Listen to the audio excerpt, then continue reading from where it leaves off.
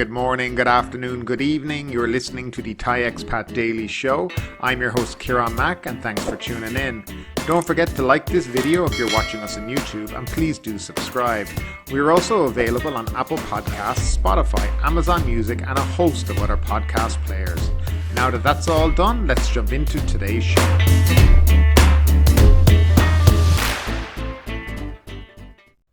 And we'll start off with the daily numbers today. There were 7,706 new COVID-19 cases and 64 more fatalities recorded during the previous 24 hours, the Public Health Ministry announced on Tuesday morning. There were 7,578 cases in the general population and 128 among prison inmates. The number of new cases dropped from 8,675 announced on Monday, when the country recorded 44 more deaths. On Monday, 9,532 COVID-19 patients were discharged from hospital after recovering from the coronavirus. Now that is the first time we have dropped to below 8,000, as in being in the 7,000 since July this year. So yeah, I definitely think we're starting to see a much bigger light at the end of the tunnel. I think we're getting to the end of this tunnel. And it's really good to see. And you can see in Thailand people are starting to relax a bit again. And there's a lot more activity out and about, which is a very, very good thing.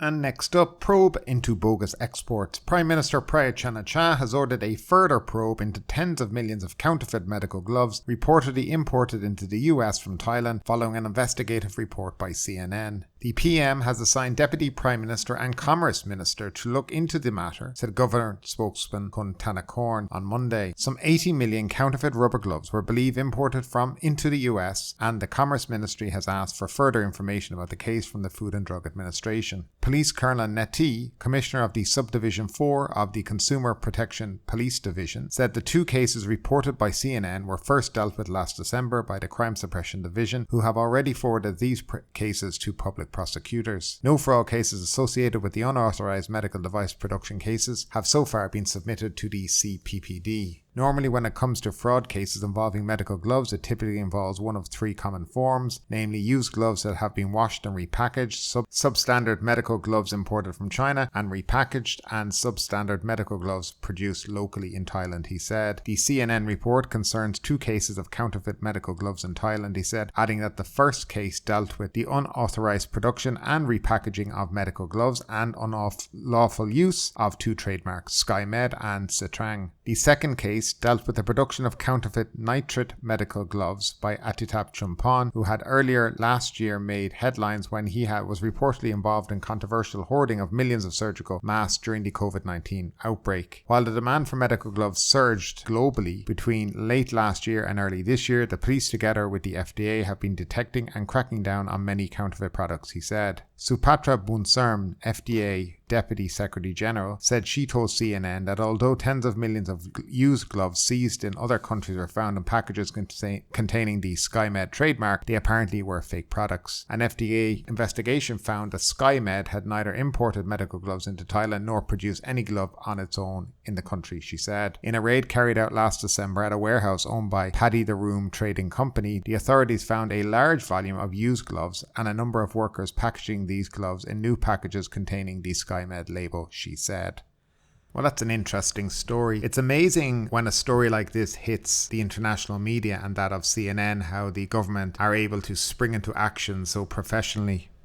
And next up, Thailand's first COVID Delta Plus case is not the same as the UK, 18 others found with Alpha Plus. The first COVID-19 Delta Plus case found in Thailand is the AY.1 variant, which is different than the AY.4.2 strain currently spreading in the United Kingdom. The Thai AY.1 patient has fully recovered, said Director General of the Medical Science Department at a news conference today. He disclosed that the department found one Delta Plus case in a man arriving from Ayutthaya province at a field hospital in Kamphaeng Phet province in September, and 18 Alpha Plus cases also in September, of which 2 were among prisoners in Chiang Mai and 16 cases were in Chanthaburi and Trat provinces. All 16 Alpha Plus cases, including 4 Thais and 12 Cambodians, are workers in Longan orchards in the 2 eastern provinces bordering Cambodia. Dr. Supakit explained that the Alpha Plus is a variant which mutated from the Alpha strain and can evade the immune response, hence it can cause additional symptoms. He added the Alpha Plus is not a new subvariant as it was first detected in Britain last December. According to the Global Initiative on Sharing Aviation Influenza Data, a global science initiative that provides open access to genomic data of influenza virus and the coronavirus responsible for the COVID-19 pandemic. Alpha Plus is spreading in Cambodia, whereas the Delta strain is dominant in Thailand. Regarding the first case of Delta Plus, Dr. Supakit said that although the patient has been discharged, health officials are still required to take fluid samples from people who were in close contact with the patient for testing. Thailand, he said, has been conducting regular genome sequencing of an average of 450 samples of COVID-19 strains per week and sending results to GSAID. Deputy Public Health Minister Supakit Sirilak, meanwhile, assured the public that the Public Health Ministry is being transparent and is not withholding any information related to the Delta Plus infections, as he advised people not to panic over the new mutation. Mutations of coronaviruses are normal, he said, adding that what matters most is whether the new variants or subvariants will cause more severe symptoms or are more easily transmissible. Thai cabinet to consider 100 million baht for New Year appearance of Lisa and Andrea Bocelli. Thailand's Tourism and Sports Ministry will request from the Cabinet at its mobile meeting in the southern province of Krabi on November 15th and 16th a special budget of more than 100 million baht to have Thai-born K-pop rap idol Lisa Manaban of Blackpink and Italian opera singer Andrea Bocelli appear during Thailand's New Year's countdowns. Tourism and Sports Minister Pitapat Ratchakirapaksa said today that the 100 million baht is just the cost of the appearance of the two stars, adding that he expects more details of the appearance contracts to be available on October 30th. He insists that the project is worth the investment, estimated at about 200 million baht in total, adding that it will help to boost the economy and the flagging tourism sector. Early reports said that Lisa would appear at New Year's Eve countdown in Phuket, while Andrea Bocelli will appear at a concert to be held at Sanam Luang, but latest reports suggest there is a change to the program and they both will appear at Phuket. Criticism persists on social media, however, questioning the value of the huge investment in the events and expressing concern over the ongoing surge in the COVID-19 infections. Now, 100 million baht is about $3 million US. Now, this is just for both the singers, as in the appearance fee. Now, it's worth noting in all this because the Tourism and Sports Ministry seem to have never dealt with actually booking acts, right? There is no contract signed as of yet. The details of the contract, there's no contract signed, nothing has been actually done. It would be very unlikely that Lisa would appear here only because her agents in Korea have been very strict with how they appear. And I'm just wondering, is this just a lot of, hot air from the Tourism and Sports Ministry and trying to maybe even push this girl into performing for them, because she's Thai and it's their country and putting, importance on the whole thing. You do not announce anything or even talk about it till you have the contract signed, done and dusted, and everything has been organized. But not here in Thailand, no. They can't. This has started out with them wanting to do it and mentioning her name, and it's been going along like this. Now, who are they planning to attract to a concert on Saracen Bridge where you have a K-pop star and an Italian opera singer? What is your target market? Because to me, it seems like it's all over the place. Is it a Italian opera-loving artists who have a little bit of a thing for K-pop on the side? I mean, I don't get it. It just doesn't make sense. Now, if anybody's been to Saracen Bridge, you'll also be asking yourself, where are you going to have a concert down there? It makes absolutely no sense, but it seems to be more the waste of money. I mean, we still have people lining up to get food each and every day in Patong and in Phuket. And the Tourism and Sports Ministry's focus is spending $3 million on two performers. Wouldn't it be a better use of government funds to get small businesses back up on their feet and to start to feed people who are starving each day and who have to go out and queue up to get food handed out from, the generosity of, expats or Thais in the area or whoever? Wouldn't that be a better, use of that money? I mean, for a country that seems to have gone through an awful lot, a financial loss, they seem to have loads of money to splurge on absolute nonsense. And I understand that, oh yes, we want to have a big New Year's Eve party and all blah, blah, blah and all this kind of stuff. Then maybe book people within your own country and keep the money in your country. Because all that money, the minute you give, is gone out of the country. At the end of the day, how many people can you bring down to the Saracen Bridge? How do you make back all this money that you've invested? And it's a very good question to ask. But of course, the Thai media never ask any of these questions. The people who are asking them, though, are the Thai people online and on social media who are very annoyed by this. And they may love, Lisa from Blackpink as one of their own. She's one of their own. But, they see this as a huge waste of money, especially when the country is going through such a hard time. And it's a shame the government couldn't pull the old heads out of the ass and realize realise that too. This is not the time for this kind of expenditure. But nevertheless, apparently when you have a government minister's job and you haven't been affected by the pandemic, 100 million is nothing to you. And the next story of the day, Thailand's November 1 reopening will not put anyone at risk, promises the CCSA. Opening tourist provinces to double jab foreigners from November 1 should not put locals at risk, provided everybody strictly follows COVID-19 preventative measures, the Centre for COVID-19 Situation Administration's spokesperson Dr. Apisamai Shingasan said on Monday. Under the plan, visitors travelling by air from 46 countries or territories that have a low level of COVID-19 infections will not be subjected to the 14-day mandatory quarantine. However, they have to prove that they have received both jabs of an approved COVID-19 vaccine at least 14 days earlier and provided a negative RT-PCR test result taken no more than 72 hours before flying. Please note that the government of some countries on the list have not yet to allow their citizens to travel to Thailand, she said. Also, the number of flights will be limited and closely monitored by the Civil Aviation Authority of Thailand.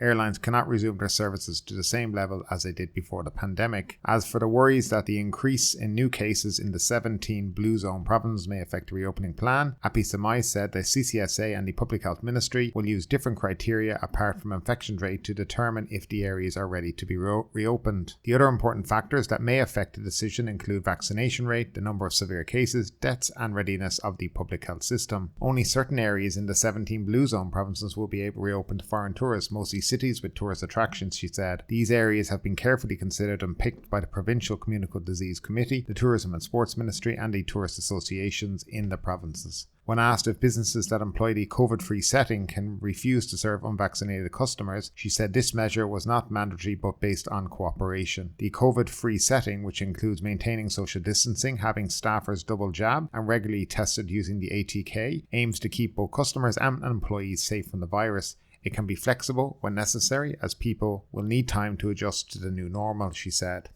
So over the past week, we have heard the government give us various degrees of information on the reopening. Some of the information could have been classified as fake news. It really jumped into that category at one point. Too many people talking about things they do not comprehend or know about.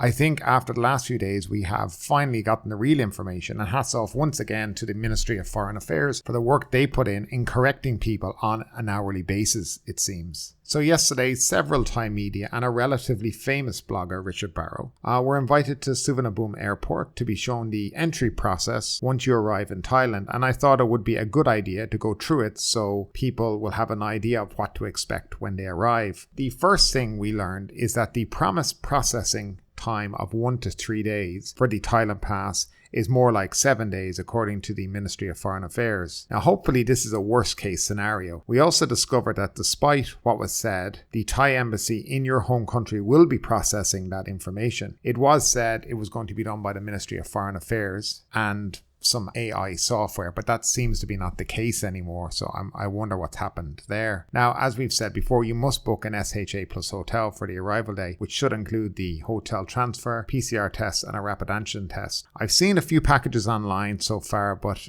most of them aren't actually showing the transfer, so I'm kind of curious about that. They've also spoken about you can get a taxi from the airport, and the taxi would have to have the screen and the driver has to be vaccinated and whatnot, so they need to kind of straighten that out so people really understand. I mean, if you have 10,000 people coming into Suvarnabhumi Airport, right, a hotel is not going to have, this kind of transportation system, so they're going to have to use public taxis. It's just common sense. Now, a lot of people have emailed me and said, they contacted some SHA plus hotels in Bangkok and they know nothing about any of this. Probably right. We probably don't know anything about it because the information has been terrible, absolutely terrible. The price of the PCR test has not been set, and it seems that some hospitals are just making up their own prices at this stage. And that should not be the way it is. It should be a standard price across the board in the whole country. So no matter where you go, you know how much your PCR test is going to be when you arrive. And I hope this nonsense will be cut out very quickly. Most hotels are meant to offer the package if they're taking you for that first night.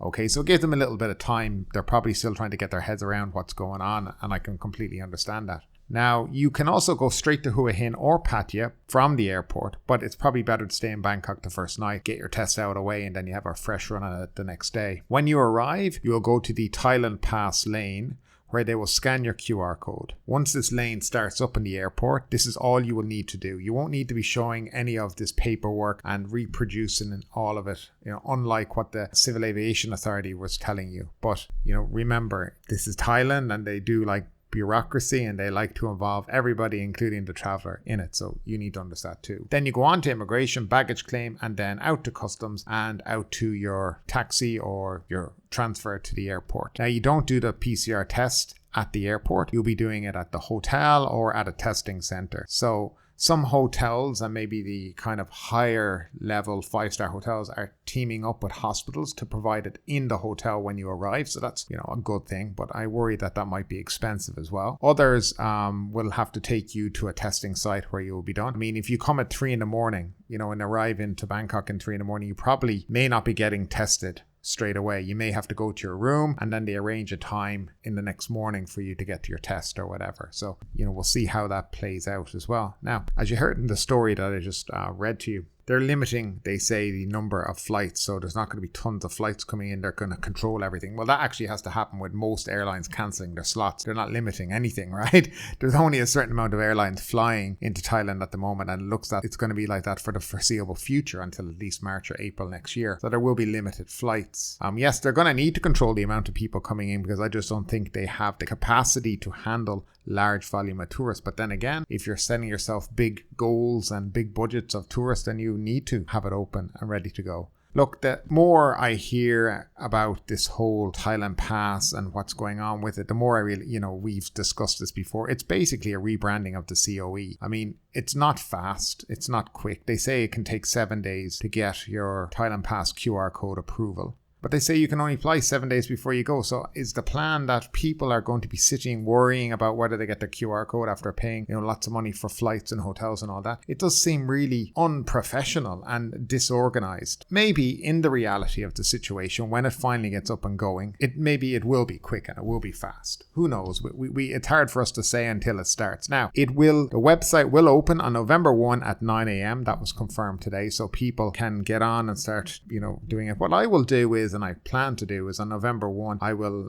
make a video, try to go into the website and show you what you have to do and how it has to be done. Maybe I'll do a fake mock-up booking for people who might be curious and interested how the system works. So I'll see if I can do that or not for you guys next week, of course. I think it's helpful sometimes because people sometimes have issues with uploading documents and how you're meant to do it, etc. Because all your documents need to be on your computer and then uploaded onto this. So you have to have your passport and all your other things. So yeah, we'll try to go through all that. I really wish that the Thai government would keep tourists and travelers out of their bureaucratic machine. Everything should be easy for the tourists when they want to come. And this kind of jumping through hoops is not helpful, and it will deter people. I definitely think so. As I said also to you guys, I would let this run a month first before even considering coming to Thailand. Wait a month, see how this Thailand Pass works out.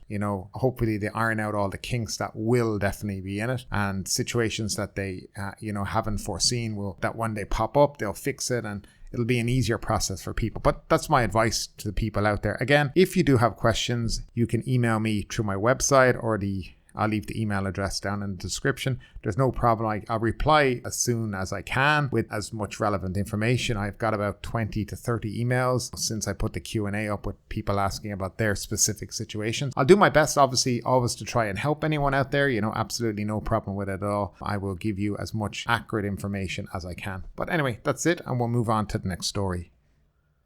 And next up, Thailand to regulate digital platform service businesses. The Cabinet on Monday approved a draft decree to regulate digital platform service businesses to maintain financial and commercial stability and to prevent damage to the public, government spokesman Thanakorn Wangbongchana said. Such businesses, both in and outside of Thailand, will need to notify the government before operating, he said in a statement. The law will apply to various digital platform services including online marketplaces, social commerce, food service, space sharing, ride and car sharing, and online search engines, he said. They are all increasingly important to the economy and society, so there is a need to oversee them, Mr. Tannacorn said. Last month, the government said it would start collecting value-added tax from the foreign technology companies, including Facebook and Google, intermediaries such as ride-hailing app Grab, and streaming services such as Netflix. So what does oversee them mean? And search engines, so you want to oversee search engines such as Google and Bing and whatnot? They seem to think there's a need for them to, watch over everyone. And this is a problem, I think, that's developing in a lot of countries where governments feel they should be in your face and controlling everything that you do. And I don't believe there is any place in this world for that kind of behavior. If we want to order something online, let us be free to do that. If we want to go into a marketplace, let us be free to do that. And if a company wishes to operate around the world and a service comes to Thailand because somebody hopped on a website, there's no need to oversee any of that. And this is kind of I feel they're going down the lines of China. And they're trying to push themselves into every corner of society to have a grasp on everything and to control everything. And I think that's going to be a big problem in the future. And finally, some quick news headlines. SHA bookings, PCR test refunds confirmed. Refunds for SHA plus bookings and extra PCR tests no longer needed to comply with entry regulations for international arrivals to enter Thailand under the Sandbox scheme are already being upheld. Finnair brings Swedish tourists to Phuket. Tourists arriving in Phuket on a direct flight from Stockholm were given a warm welcome on landing at Phuket International Airport yesterday. Over 1,000 prisoners in Nakhon Si Thammarat catch COVID-19 from unknown source. More than 1,000 prisoners in the Zone 6 maximum security sector of the prison in Thailand's southern province of Nakhon Si Thammarat have been infected with COVID-19, 396 of whom have developed symptoms. And finally, Britain busted with ganja on Samui. Immigration police on Monday arrested a British man on Koh Samui Island and charged him with illegal possession and use of marijuana. But ultimately, with this story or anything else that stood out to you today, I'd love to know your thoughts in the comments down below. Because yes, this is a news show, but it's also a conversation. Now keep that conversation going. Make sure you like this video, subscribe to the channel, share the video, and do all the good stuff that does help that YouTube algorithm. But ultimately, my name is Kieran Mack. You've been listening to the Thai Expat Daily Show, and we will see you next time.